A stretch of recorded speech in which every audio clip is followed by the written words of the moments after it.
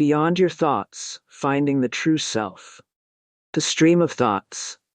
Have you ever sat quietly and just noticed your thoughts? If you try it right now, you'll see something interesting. Thoughts don't wait for your permission to appear. They just show up, one after another, like clouds drifting across the sky. I need to finish my homework. I wonder what's for dinner. Did I say something embarrassing yesterday? I hope my friend texts me back. These thoughts flow through your mind all day long. Most people have thousands of thoughts every day. But here's the big question. Who is creating these thoughts? Most of us would quickly answer, I am, of course. But is that really true? Who is thinking? Think about this. If you were truly creating your thoughts on purpose, wouldn't you choose to have only happy, helpful thoughts? Would you deliberately create worries, fears, or doubts? Probably not. The truth is that thoughts arise on their own. They bubble up from somewhere deep in consciousness, often triggered by something we see, hear, or remember. We don't actually make them happen. We simply notice them after they've already appeared. It's like sitting by a river. You don't create the water or control its flow. You just watch as it moves past you. Your thoughts work the same way. They flow through your awareness whether you want them to or not. This leads us to an amazing discovery. You are not your thoughts. You are the awareness that notices thoughts. The observer behind the thoughts. Imagine you're watching a movie. There's the screen with all the action happening on it, and then there's you, sitting quietly, watching everything unfold. Your thoughts are like that movie, constantly changing scenes of ideas, memories, and plans. But you are the watcher, not the movie itself. This watcher is your true consciousness, the quiet awareness that remains the same while thoughts come and go. Unlike thoughts, which change from moment to moment, this awareness stays constant. It was there when you were a child, and it's there now as you read these words. Try this simple experiment. For the next 30 seconds, just watch your thoughts without getting caught up in them. Notice how they appear, linger for a moment, and then fade away. Notice that something in you is able to observe this whole process without being swept away by it. That observing presence is who you really are. The ego, our thinking identity. If we're not our thoughts, why does it feel so much like we are? This is because of something called the ego. The ego is like a character we create through years of thinking and feeling. It's the me story that we build up over time. I'm good at math, I'm shy, I'm a basketball player. I'm always worried about what others think. The ego forms when we take our passing thoughts and feelings and stitch them together into an identity. We say, that's just how I am, as if these patterns of thinking define our deepest self. But the ego isn't who we really are. It's more like a costume we've worn for so long that we've forgotten we're wearing it. Underneath this costume of thoughts, emotions, and beliefs lies our true nature, pure awareness. Thoughts just happen. Most people believe they control their thoughts. They might say, I need to think more positively, or I should stop thinking about that mistake. But trying to control thoughts is like trying to control the weather. It doesn't work very well. Thoughts arise based on countless factors: our past experiences, things we've learned, physical needs, emotional states, and patterns that have formed in our brains over years. They emerge from the depths of consciousness, like bubbles rising from the bottom of a lake. We don't decide what thoughts will appear next. Try it yourself. Sit quietly and see if you can predict your next thought before it happens. You can't. Thoughts simply appear in consciousness, and then we notice them.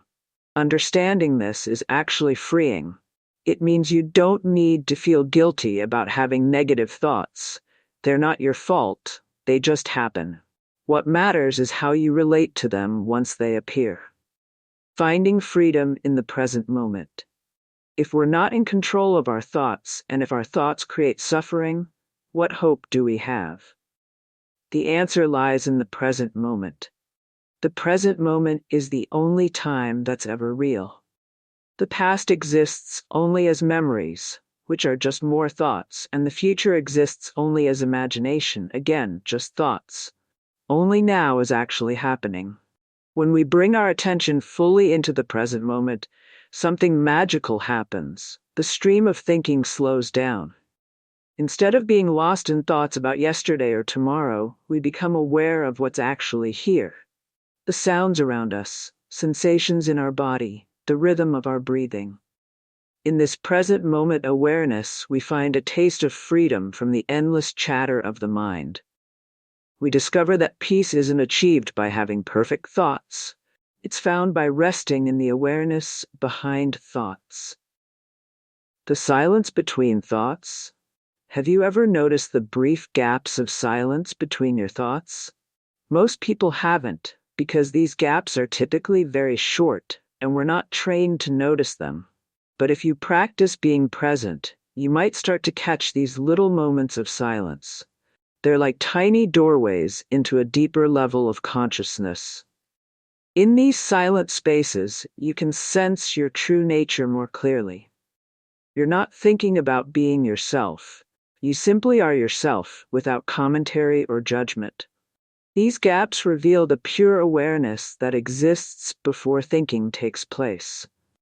As you practice noticing these silent moments, they might begin to expand. You might find yourself resting more comfortably in awareness itself, rather than always being swept away by the next thought that appears. Your thoughts are not facts. One of the most important things to understand is that your thoughts are not necessarily facts. They're just mental events appearing in consciousness. The thought, "I'm no good at this," is just a thought, not the truth about you.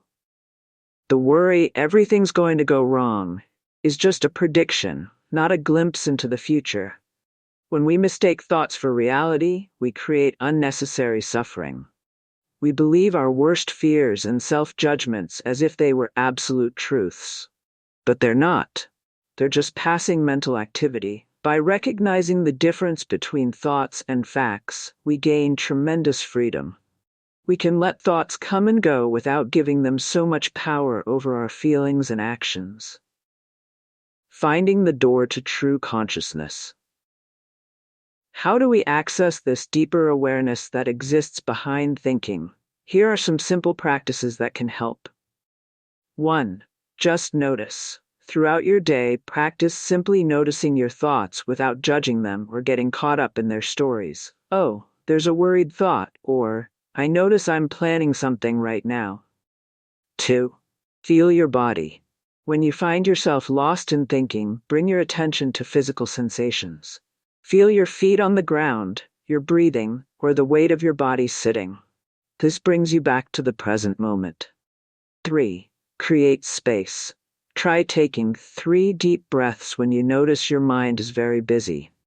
This creates a little gap in the stream of thoughts and helps you connect with the awareness behind them. 4. Ask, who's aware? When thoughts are flowing, ask yourself, who is aware of these thoughts?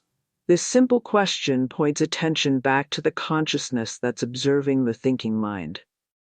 5. Enjoy moments of silence. Whether in nature before falling asleep or in quiet moments during the day, allow yourself to rest in silence without filling it with mental noise. These silent moments are doorways to your true nature, the freedom beyond thinking.